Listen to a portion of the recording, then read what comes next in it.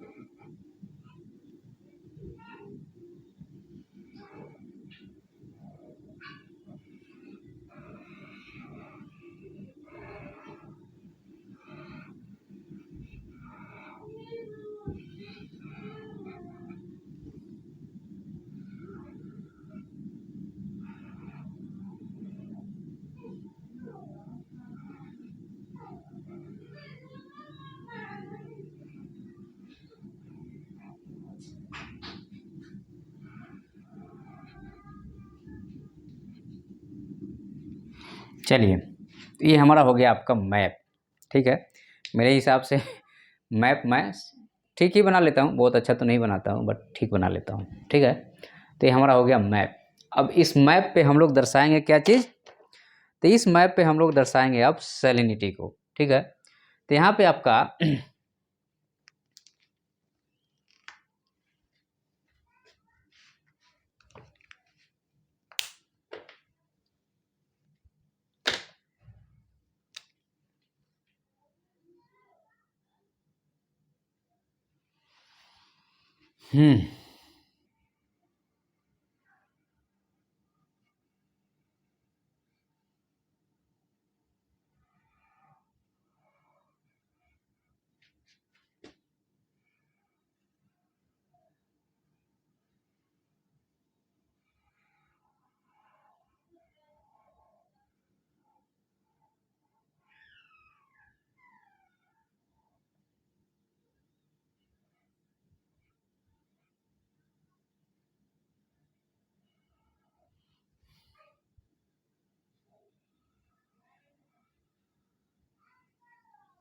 ठीक है, तो एक ये लेयर हो गया आपका सैलिनिटी का। दूसरा जो लेयर होगा इसमें, चलिए मैं रेड से ड्रॉ करूँगा अब।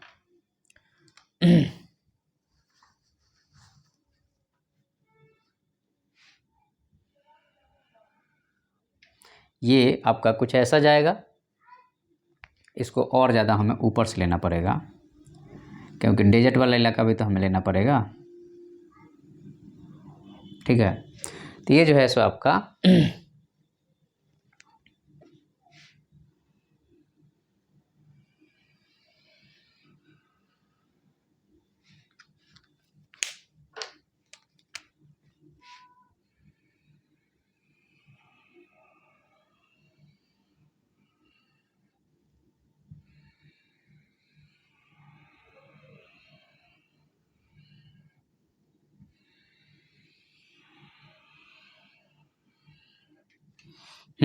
चलिए, तो हम ना लगभग जो है सो यहाँ पे पिक्चर बनाने का काम हो गया है।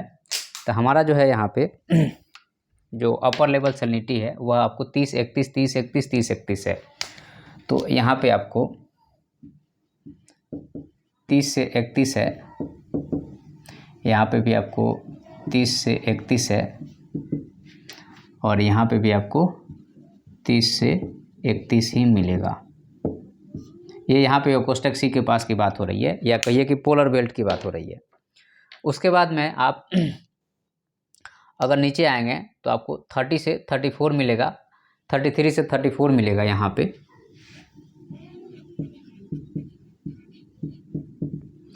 और यहाँ पे भी आपको 33 से 34 मिलेगा, ठीक है। तो एक इस बेल्ट में आपको 33 34 हो गया। उसके बाद में आपको फिर नीचे आएंगे तो थोड़ी सी बढ़ जाएगी, 36 37 36 37 हो जाएगा। नीचे आएंगे तो आपको यहाँ पे सब ट्रॉपिकल बोल्ट जो है सो 36 37, और यहाँ पे भी हो जाएगा 36 37, ठीक है। ये थोड़ा डेटा है, इसको थोड़ा सा आप लोगों को मेंटेन करना पड़ेगा। फिर अपन आएंगे 34 35 34 35, जो इक्वेटर वाला रीजन होगा 34 35 ही रहेगा।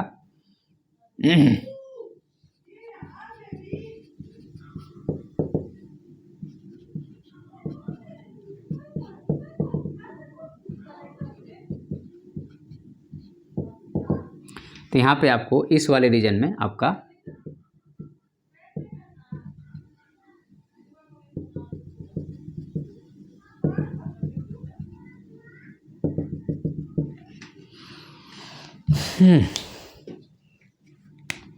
मैप को आप लोग थोड़ा अच्छे से प्रैक्टिस कर लीजिएगा एग्जाम पॉइंट ऑफ व्यू से, ताकि गड़बड़ी ना फैला पाएँ आप लोग। अच्छे से करके आइएगा मैप को। मैप जितना प्यारा रहेगा, नंबर समझिए कि उतना प्यारा मिलेगा आपको, हम बता दे रहे हैं। तो 34 35 34 35 34 35 इक्वेटर बोल्ट हो गया।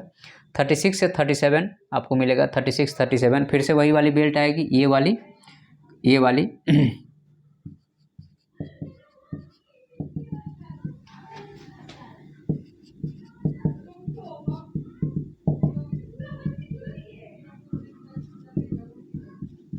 ये एक्चुअल में ये ऑस्ट्रेलियन डेजर्ट से होके जाएगा। इस चीज़ को थोड़ा सा हमें ध्यान रखना पड़ेगा, वो मेरी मैप गलती हो गई है।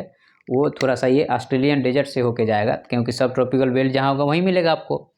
उसके बाद नेक्स्ट आपको जो है सो आपको 35 34 और 33, तो यहाँ पे आपको हो गया 35 34 और 33 पार्ट्स पर 1000 पार्ट्स पर 1000 पार्ट्स पर 1000, ठीक है।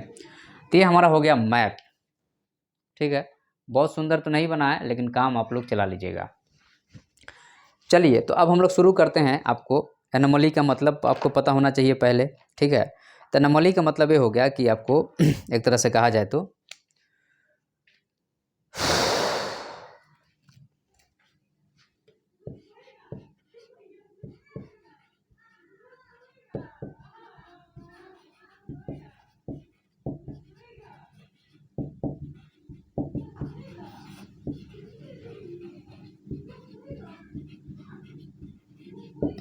नॉर्मल से अगर डिफरेंस होता है तो उसको हम लोग क्या बोलते हैं कि यह सैलिनिटी का एनोमली हो गया, ठीक है। तो आपको इक्वेटोरियल बेल्ट पे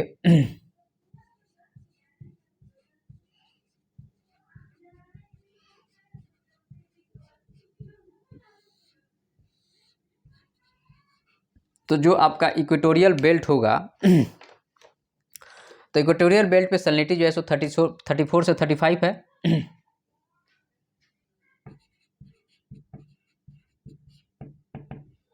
तो इक्वेटोरियल बेल्ट पे आपको रेगुलर रेन हो रहा है,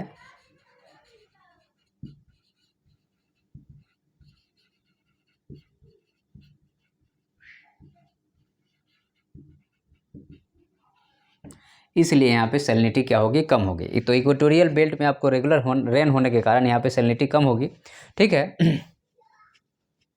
उसके बाद में इक्वेटोरियल बेल्ट में चूंकि रेगुलर रेन हो रहा है, तो रिवर वाटर भी यहाँ पे आएगा।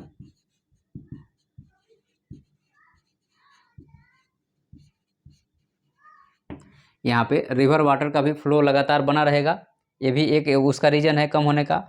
और यहाँ पे अमेजन बेसिन हो गया, इंडिया में गंगा ब्रह्मपुत्र हो गया, ठीक है। तो यहाँ पे आपको हो गया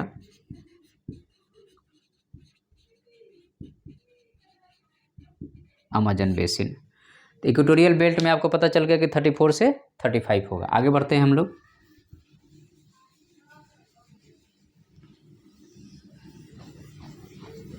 उसके बाद में नेक्स्ट जो हमारा होगा वह होगा आपका इक्वेटर से लेकर के नॉर्थ वार्ड में हम चल रहे हैं, इक्वेटर टू पोल।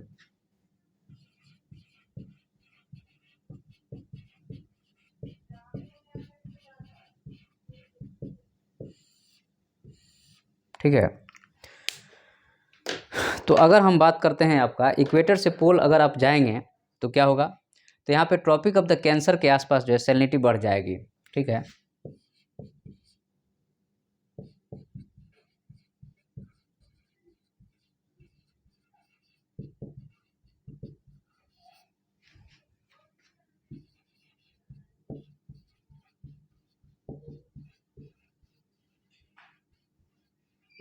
क्यों बढ़ेगी, क्योंकि यहाँ पे डेजर्ट है और उसके बाद में आपको लेस रेन होगा और मोर हीट रहेगा। सन यहाँ पे आ रहा है ना, एक बार तो साल भर में आ ही रहा है, तो डेजर्ट एरिया है तो यहाँ से आपको डस्ट स्टॉर्म भी चलेगा। ठीक है, तो ये आपको हो गई।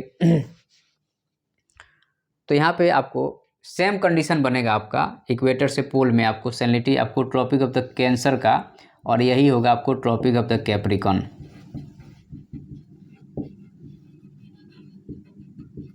There is a same condition of the tropic of cancer and tropic of the Capricorn.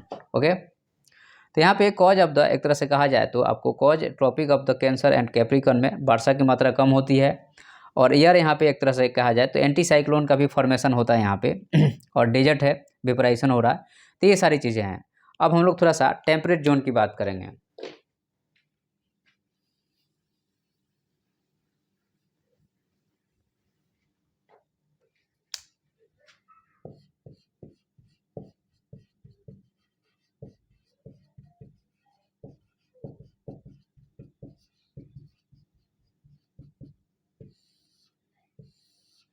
तो जो आपका यहाँ पे टेम्परेट जोन है, अगर हम इसकी बात करते हैं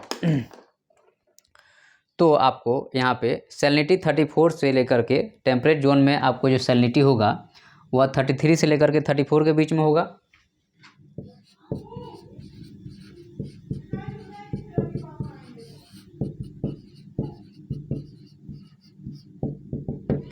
ठीक है, तो यहाँ पे आपको टेम्परेट जोन में 33 से लेकर के 34 के बीच में होगा, और यहाँ पे स्लैंट रेज पड़ेगा, लेस वेपराइजेशन होगा। ठीक है,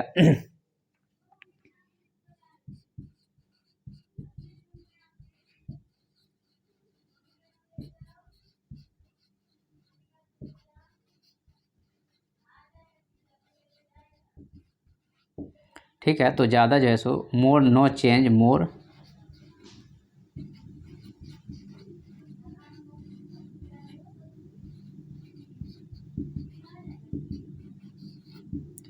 जिसके कारण जो है सो सैलिनिटी में आपको बहुत ज़्यादा फर्क यहाँ पे नहीं पड़ेगा। ठीक है, ये चीज़ को हमें ध्यान रखना है। तो यहाँ पे एक तरह से कहा जाए तो विंटर में यहाँ पे रेन भी होती है, आपको पता है, ट्रॉपिकल आपको टेम्परेट साइक्लोन से।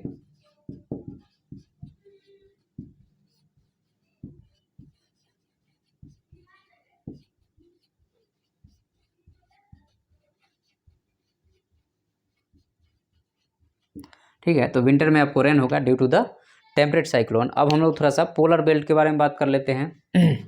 तो ये जो भी बात हो रही है वो नॉर्थ और साउथ दोनों पर लागू होगी, इस चीज़ को ध्यान रखिएगा आप लोग।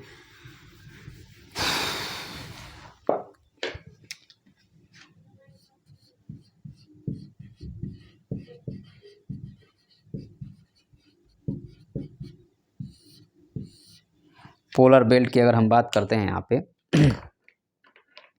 तो पोलर बेल्ट में आपको 30-31 सैलिनिटी रहेगी।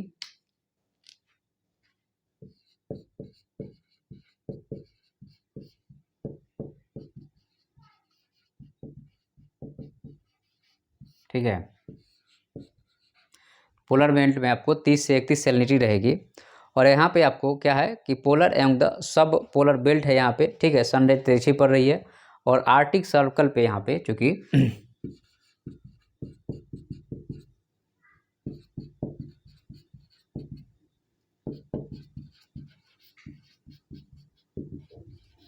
आइस मेल्टिंग हो रही है, तो आपको जाहिर सी बात है कि सैलिनिटी कम रहेगी।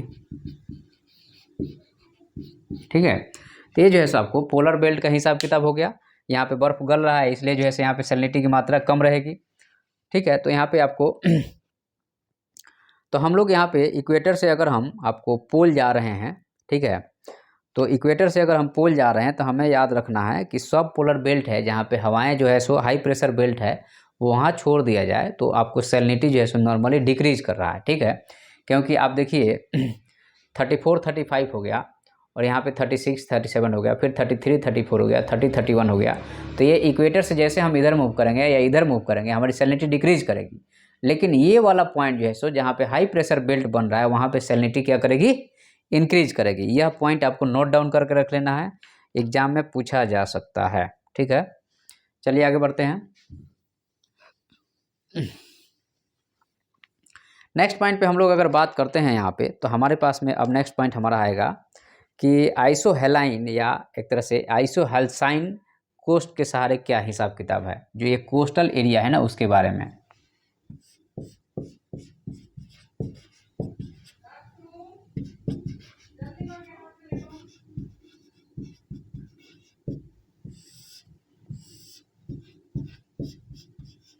तो जो कोस्टल एरिया है अगर हम उसकी बात करते हैं यहाँ पे, तो कोस्टल एरिया में जब आपको वर्षा होगा तो वर्षा का जल जो है सो महासागर में आएगा। तो महासागर में आएगा तो महासागर के जल के जो पास में है वहाँ पे खारापन कम होगा, अंदर जाने पे उसकी मात्रा बढ़ेगी, ठीक है। तो यहाँ पे आपको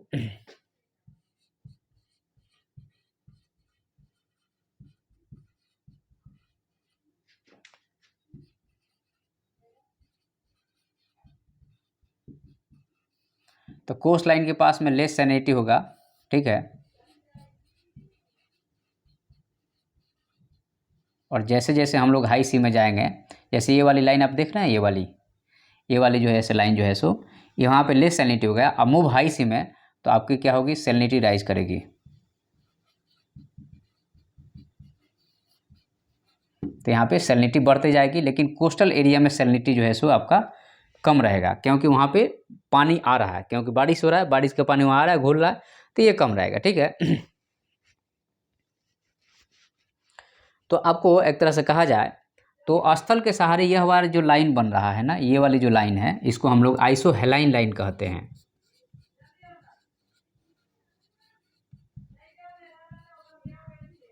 आइसोहेलाइन लाइन या आइसोहेल्साइन लाइन।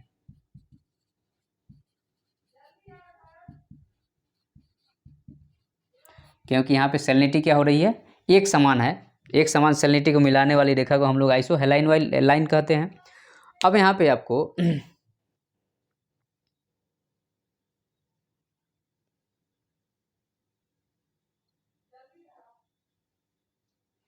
नेक्स्ट हमारा जो है आपका सलाइन सी।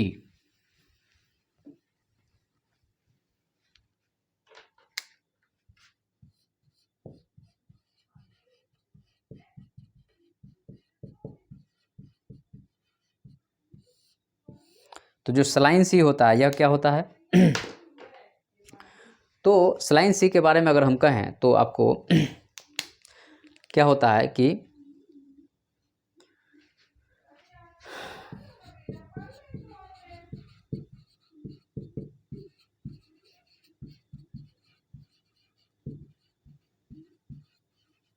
मोर साल्ट वाटर सी को हम लोग बोलते हैं, सलाइन सी बोलते हैं, ठीक है। यहाँ पे सैलिनिटी की मात्रा ज़्यादा रहेगी।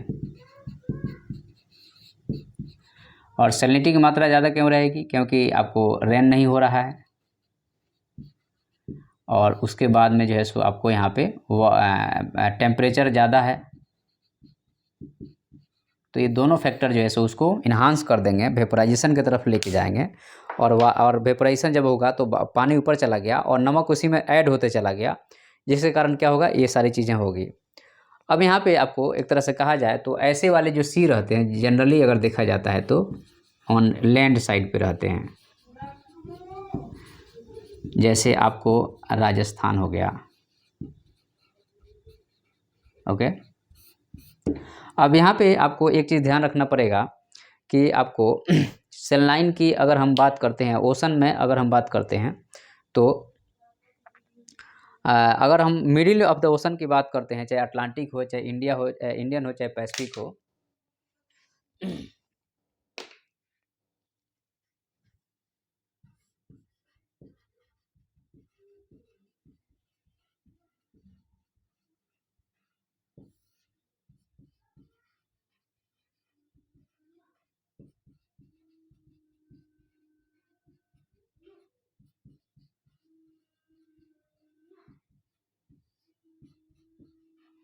तो मिडिल ऑफ द ओशन में इंडिया हो, अटलांटिक हो या पैसिफिक हो, यहाँ पे 36 से आपको 37 मिलेगा। अगर ओशन के मध्य में जाएंगे तो आपको पार्ट्स पर 1000 के हिसाब से इतना मिलेगा, ठीक है। उसके बाद नेक्स्ट हम बात करेंगे आपका थर्मल एनोमली, तो हम लोग देख ही लिए हैं, ठीक है। तो यहाँ पे अब यह जो है सो आपका चैप्टर ख़त्म हो रहा है। Thank you.